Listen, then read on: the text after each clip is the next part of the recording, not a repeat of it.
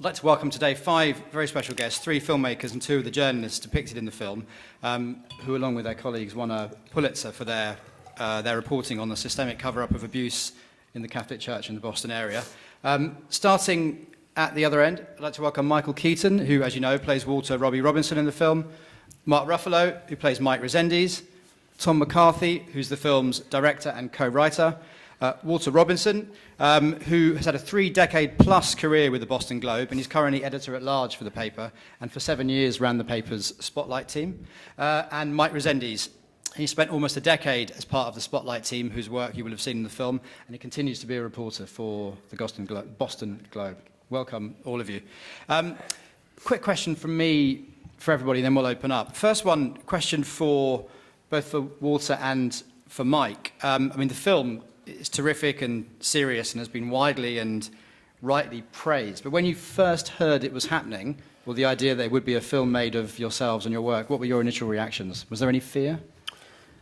Well, our first reaction was disbelief, because it never occurred to us, though the stories we had done obviously were of some significance, it never occurred to us that anybody would find it interesting to know how we made the sausage, how the reporters did their work. And we were persuaded that there was a story there, and over time we came to realize that Tom McCarthy and Josh Singer, once they got into the story, did so much of their own original reporting and got back into our contemporaneous emails and documents that they were determined to tell the story almost precisely the way it occurred. And so we're quite gratified by that and quite pleased. Yeah, listen, this was a roll of the dice. It is a risk. A story like this can go wrong 6 ways to Sunday. And Tom McCarthy and co-writer Josh Singer, they were under no obligation whatsoever to involve us in the process. So we're just lucky that our story landed in the hands of such talented filmmakers and such incredibly talented and committed actors. Tom, it's a fairly unique opportunity to be telling a recent historical story where the main protagonists are still very much alive and working. What was your and your co-writers' approach to that? How did you decide to approach that opportunity, and what advice did you give to your actors in terms of that opportunity as well? I mean, the opportunity to actually have the reporters available to us? Yes. Right. Yeah, I mean, look, it never occurred to us to work any other way. From our first sit-down, I think, it's important to note that there was no source material, per se, on the investigation, that we had to conduct our own series of interviews and research to try to unearth this investigation that occurred 12 years prior, for the most part. But from our first sit-down with these guys, Josh and I took the train up to Boston from New York and started chatting with them, both individually and collectively. And, it was so compelling, immediately compelling to us. And we realized that we were just going to be going back again and again and again to that well, and we did for 2.5, 3 years, right up. I mean, they're here with us, to give you some sense. But it was incredibly exciting, I will say. It was such an exciting process. And quickly, and I don't know if it's because we were looking at it through the lens of this particular film, but our research very quickly did feel like an investigation. It did feel like reporting. We felt like very amateur journalists trying to do our job and do it well. And to have these guys as our sort of guides and collaborators through it was just so unique of an opportunity, and that goes for every one of them, including Marty, who was for half of it down at the Washington Post. But that continued right up through production. My entire creative team were bothering these guys about their wardrobe, what they had on their desk, what they had at home. It really continued on and on and on. So it was a truly exciting bit of collaboration. And Mark, do you think opportunities like this don't come along that often as an actor? No, I mean, listen, you get to make, I'm in the entertainment business, and we get to make different kinds of movies. Some are just purely for entertainment, and then sometimes you make a movie that culturally pushes the culture to a particular place. That sort of happens from the culture as well.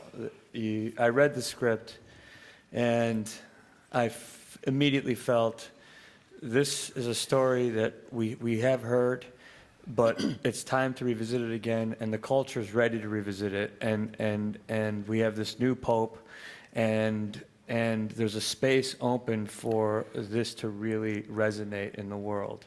And it's in those moments where film is used as a tool to teach, I think, and to coalesce ideas. And Mike, to reflect on what Michael said, it's just a great honor to be in the right place at the right time to be able to be part of that dialogue. It doesn't happen often in a career. It doesn't even happen that often in filmmaking, where you can really influence the conversation and push an issue in one direction or another, and this just happened to be one of those moments. And it may actually, I've been thinking about this today doing these, doing these interviews, and it may spawn other opportunities to make movies that are about something. Now, this movie, in terms of making a few dollars, it'll do all right, and nobody's going to lose any money, I give Open Road and Participant and Anonymous Content and all the people who helped do it a lot of credit. And now there may be others. The other warning sign here to myself, certainly, because I get sick of hearing my own voice, but we start to sound, what people used to call highfalutin, or, we start to speak from on high, like, aren't we fabulous people because we did this. The fabulous people were the people from the Boston Globe who did it, and the fabulous people are people who do stuff out there in the world. I'm an actor, Mark's a really socially minded dude, and I try to be. So are you? Yeah, and I try to do my little. I try to do my little thing. But the guys like these, like Mike and They Walter, change the world. yeah, and a lot of people everywhere. You read these extraordinary stories about people out there doing things, starting little schools, and we barely. So for us to do, just move the needle a tiny little bit is, that's pretty great. Thanks, all of you. And start taking questions from the floor. There are 3 questions to begin with. One there, then I'll come here, then I'll come here, please. Thanks. Can I ask our journalist friends the pivotal moment you realised that you were just about to roll back that can of worms of a really callous and calculating cover-up? Sorry for the alliteration. I mean, there must have been a moment when you thought, dear God, this is so much more than we anticipated. Can I ask our actor friends, what was the moment when you were turning your paper to that script and you thought, geez, if I'm not in this, I'm going to go and bang my head against the toilet door? Well, I did have a moment like that when I was doing the research into Father John Gagan, who was the priest with whom we opened the series. After I learned that Father Gagan had molested more than 150 children in 6 different parishes over 30 years, with the knowledge of his superiors in the Boston Archdiocese, I looked up his assignment at his very last parish after 30 years of molesting children, and I found that his last assignment was to be in charge of the altar boys. And that I felt was just so depraved. I couldn't understand how that could possibly happen. And it really was at that moment when I told myself, this is going to be a really big story. Walter, was there a moment for you? The moment that shocked me the most when we got into the story and we started to get a lot of documents was to realize that in all of the thousands of church documents about the abuse that were passed internally between the cardinals and the bishops about what to do about Father so-and-so who had done this and where are we going to send him and how are we going to reassign him and how are we going to keep this quiet. It was always about how to keep this quiet. There was never, ever, ever a mention made in any document about what had happened to the children.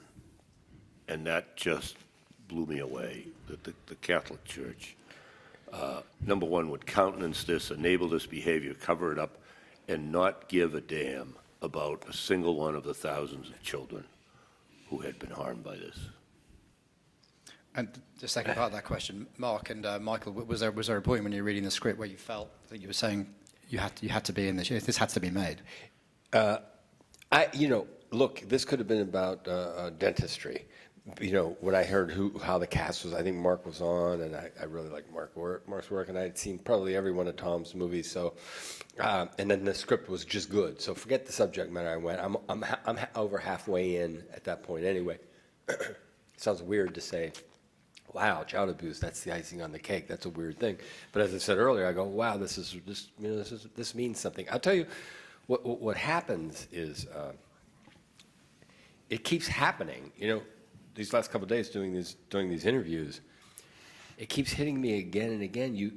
Like when we're doing the scene, we read the script, we went over it and over and over it. We rehearsed, we had long discussions, we talked about our personal experiences in the Catholic Church, and we did the scene, and then we rehearsed the scene, and then we shot more of the scene. We shot scenes around. We kept shooting. You're doing like take 6, take 8, take 8, and then when we're sitting around the table and we're listening, and it's revealed. Now, granted, if we're decent actors, we're really in the moment, living the moment, but still, it hits you even then. You go, Jesus, this is, I already knew the story. I knew the number of priests. I knew how it got exposed. You'd think I'd have read it. You think I would have read it and did what you said, gone, oh my God.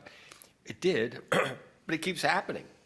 Today, Walter said something, and that was a statistic that I either had forgotten or didn't realize, and it's kind of unbelievable. So there, it just kind of seems to keep happening. One more thing, real quickly, just as an actor, which is generally really boring talk, but we kind of became. First of all, when you're an actor, I think you kind of are. If not a journalist, you're investigative. You got to investigate, right? You got to ask certain questions. You've got to ask certain questions about yourself. You got to delve in and ask people questions about things. And if you're curious, I think that's a huge bonus. You have to be curious as a journalist. There's no way. That's the starting point, I think. To watch the other actors work, and I think myself too.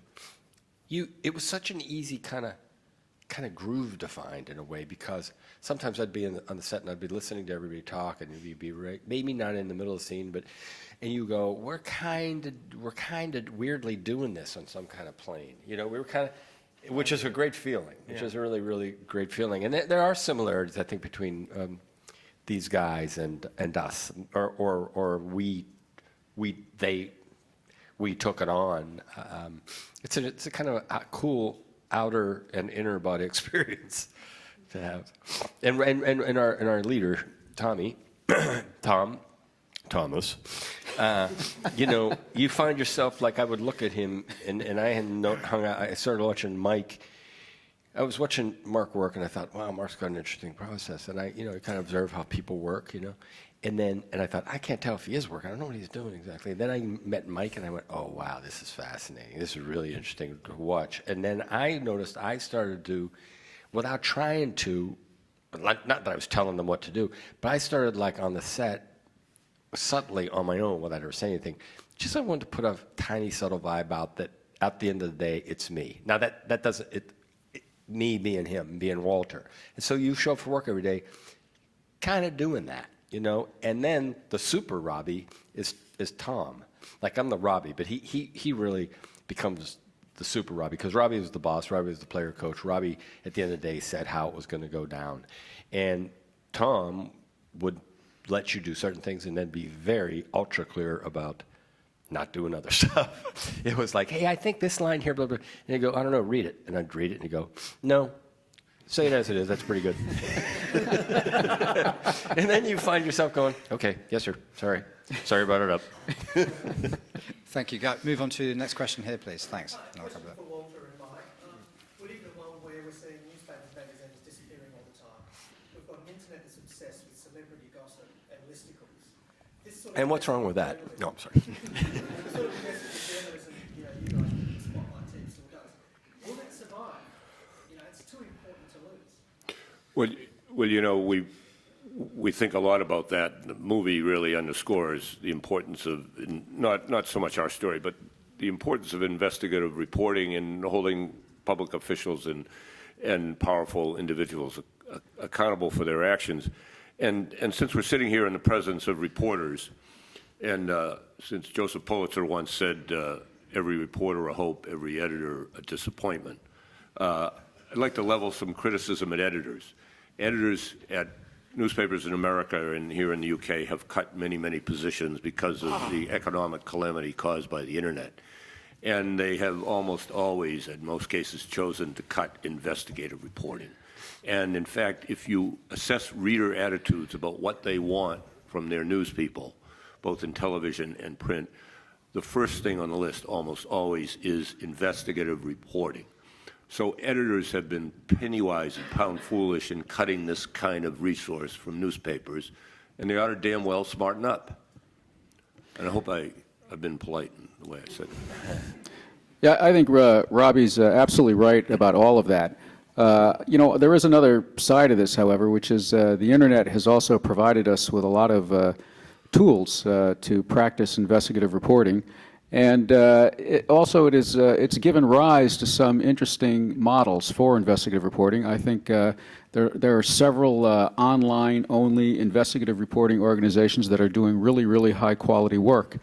And I think we're in a period of transition here, and there are many things about it that are troubling. There are several things about it that are hopeful.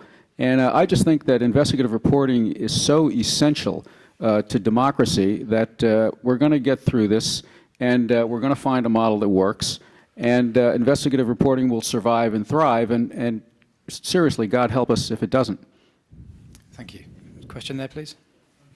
Question for Mike, a question for Mark. Were you in any way nervous, wary, cautious, suspicious of a story being made and how you would be portrayed on screen by an actor? And Mark, were you in any way negative, suspicious of the press previously, and having worked with these guys and done this story, has your perception now changed? Well, I'm a fan of the movies, and I'd followed Mark's career just out of general interest, and I was a great admirer of his. So, I was thrilled to death when I heard that Mark was going to play me in the movie. Now, when he came to my house and opened up his notebook and turned on his iPhone and started taking pictures and asking me personal questions, I began to wonder just exactly how this was going to go. But I sort of slapped myself around metaphorically, and I told myself, hey, pal, you do this to people all the time, so relax. And I just picture you in the bathroom having that conversation and him listening. And after that, it really went fantastically well, and I developed even more respect for Mark than I already had. He worked very, very hard and put his entire heart and soul into this project, and the results you see, which is to say he succeeded brilliantly. I've always had a really healthy kind of respect for the press. There's the gossip stuff, but I've never really taken that seriously. It's like a snack for people. I don't think people really take it to heart. They sort of digest it and poop it out later. And it's just like, sorry, if you're not you guys, just the gossip people. For the record, you guys don't poop. Yes, and I'm kind of a news junkie, and I've also been in the trenches where on certain issues where we really relied upon journalism to help us move things in the right direction, and it was always, you're always sort of trying to find people that were willing to write a story about something that maybe wasn't popular, or give a spotlight to folks who you don't normally hear from. So I've always held it in high regard, but what I got to learn from working with Mike and with Walter and the rest of the Spotlight team and the Boston Globe people was, the deep commitment, what a deep commitment it takes, and what it costs to do it, and also Mike in particular was his just immense humanity. To confront an issue like this in the way he did, you have to leave a lot of space open for people to be human, even if they're on the wrong side of this story. And that's how people will open up to you and talk to you. And he was so equanimable. I sat at his side for days watching him work a story, watching him, hearing him on the phone, hearing him interview people. And I was fascinated by how much space he left for people, even on the wrong side of a story, to be able to write themselves, to be able to suddenly become part of the right side of the story. And keeping that space open made the story have much more nuance and made the story, he convinced people to do stuff that wasn't directly within their interests based on the idea that you can do something to right what has been wronged. And that was remarkable. And that wasn't my general perception of a dogged reporter. I always think of a bulldog just hammering away until they get what they need. But he had a way of doing it that was very, well, let's say this. He's gentle on the people and hard on the problem. And I thought that was a fantastic approach. And the guy's a master at what he does. And so I was very honored to be able to sit and watch how that worked and how important it was. And I saw him change legislation with 2 or 3 articles. He literally changed the state's legislation on a certain issue where people were being hurt. And he did that basically by himself. I mean, he had the Globe behind him and the resources behind him. But I can't think of any other movement or groups of people or communities that can affect that much change in that precise a way in such a short period of time. And that's why it's so important that we have journalism, to me. And that's what you hope kids, younger people, when they see this movie, can get excited about and feel empowered, hopefully. And, listen to Mark talk about that, because Mike, Robbie, good reporters, the commonality, I think, between if you're doing your work correctly as an actor and being a good journalist is listening. You have to listen. And it sounds like what he's describing is, Mike left room to, take judgment away and just listen and hear, just listen. And you kind of listen on 2 levels too, don't you? You listen literally to the conversation, pardon me, and then you kind of listen into the bigger picture, like what's coming, what's all coming together, what's out there, I guess, Thank you. We've only got a few more minutes left. So I'm going to take a question there and a question at the back as well. And if I can, I had promised a question down here as well. Please. Hi, my question's for Michael, Mark and Tom. Is there any personal religious conflict between the actors or the crew with the storytelling process? No, not for me. You mean between those of us on the... When you have to tell this story that doesn't portray Catholicism in Yeah. a particularly great light. But I mean, do you mean that with people like maybe a crew member who felt strongly about Catholicism? Was No. there did anyone say anything or were No, I don't any remember. of us saying, this is quite tough for me because I Yeah. grew up as a Catholic? I think it was probably, there were probably people in the movie we don't even know that, it was quite tough. It's disappointing to me, that's putting it mildly. One of the scenes that I keep saying, one of the scenes that affects me the most when I saw the movie was when Rachel's grandmother, she struggles when you watch her struggle and look at her and say, how am I going to tell her this? And then she kind of tells her that she asks for a drink of water. I mean, just me saying that, because when you take someone's faith away, oh boy, now we're talking about a whole other level. My mom was as devout a Catholic as there is, and I was an altar boy. We went to Mass. My mom went to Mass every day. And I think of that, what that would have done to her, that would have, that's big, it's one thing to do what we're talking about here, but then you crush someone's faith. That's another level. Thank you. Go to the back of the room there for a question, please. Hi. Tom, congratulations on making the movie. I've got a question for Walter and Mike. So it's been over 10 years since the story broke through Spotlight. Have you managed to change your feelings towards the Catholic Church? Because I know in the movie it says you was both raised Catholic. Have you even been able to go to the church? And also for Mark and Michael, kind of a follow-up on that question, how do you, after being involved in such a serious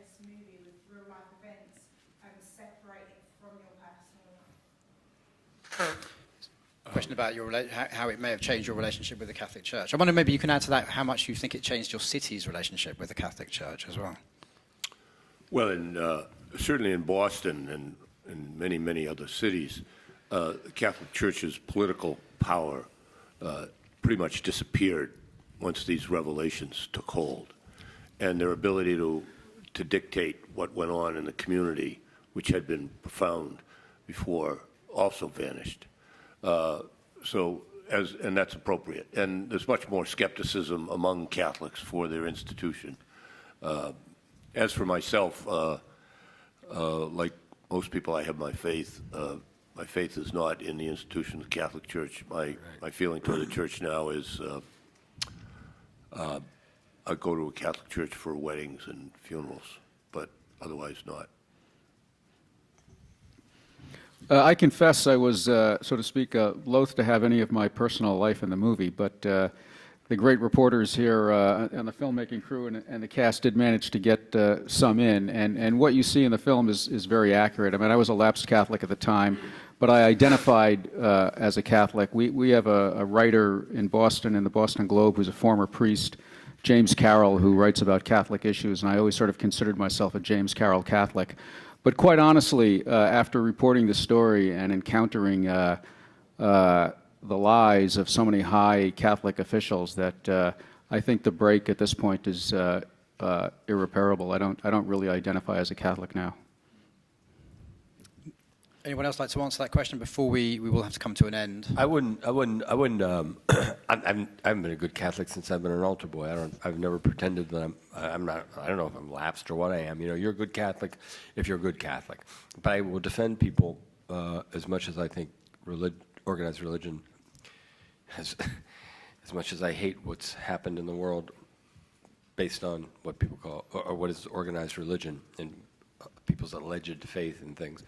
I'm a defender of it, however. You know, I think that faith is good for people. I'm envious often, but I've got my own. I'm totally cool with how I am in the world. And my vision of what people call God or whatever you want to call it. You know, I'm cool with it. I know I've had it.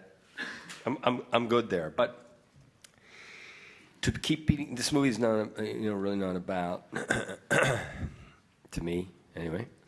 You know. Religion so much, you know, it's about institutions, it's about people who take power and seize power and totally use their power to take advantage of the disenfranchised and the powerless. And it happens in a lot of places. It happens to women all over the world. It happens in the Middle East every second. It happens, they're going to get ready, they're going to do some eye rolling here because I've been hitting this pretty hard. It happens right now with the UN peacekeepers who are taking advantage of kids. Talk about disenfranchised. These kids in Africa who come out of drought-ridden countries, they don't have a shot in the world, and you're there to specifically to protect them. So so for me, that's what in the bigger picture, that's what it's about. I'm not out to beat up the Catholic Church. You know, I still drop in and light a candle for my mom or meditate in a Catholic church because it's familiar territory. It's kind of home field, you know. But that's about as far as it goes for me. But I'm not going to go out and, you know, beat it up. I'm going to beat up the institution. I'm going to beat up, you know, the Vatican maybe for not coming out and being strong about a lot of things. But that said, I think the Pope's pretty cool. Thanks, all of you. I'm going to have to bring things to a close. Thank you all for the film Spotlight, and thank you for your reporting that led to the film as well. Thank you. Thank you, folks.